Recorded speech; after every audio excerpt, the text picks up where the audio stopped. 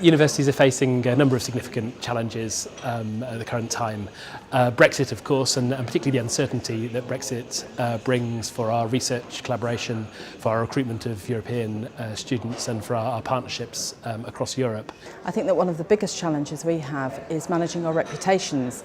I think that the media has done us no real service over the past few months, and I think we have to struggle quite hard to define what we do, why we do it, and how we're adding value to society and to our student body. And those are really important issues. I think we've moved away from remembering that universities were set up to be of public benefit, and we have to work very, very hard to prove that. There's a big review of university funding going on in England at the moment, and there's also a spending review due later this year when the government will say how much each government department gets for the next few years.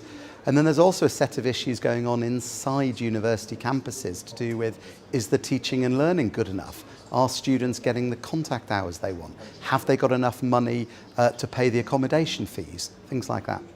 In Scotland we have particular issues because we have caps on the numbers of students that we're allowed to attract. We've had flat cash settlements from the Scottish Government for the last few years, and that looks like continuing.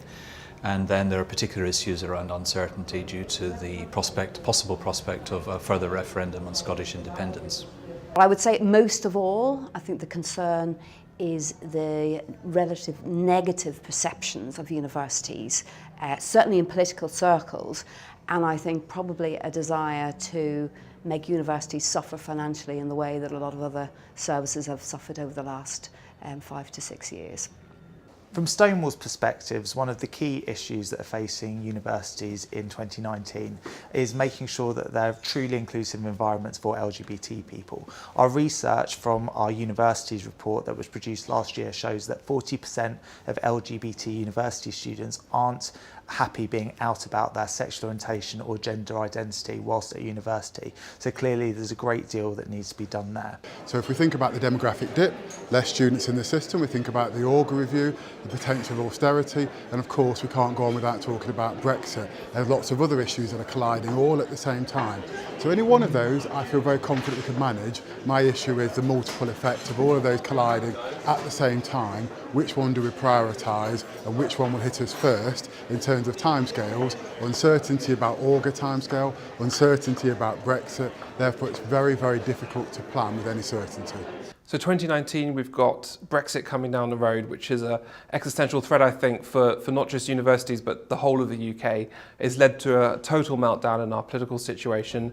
But that's perversely led to kind of universities showing themselves in probably the best light, providing the evidence for the public debate and the public discourse in a way that enables policymakers, in theory, to be better informed and make better decisions. They're not making better decisions at the moment, but not for want of trying. I think what we've seen today is that there are an awful lot of parallels between the BBC, a major broadcaster, and the university sector itself. We face very similar issues.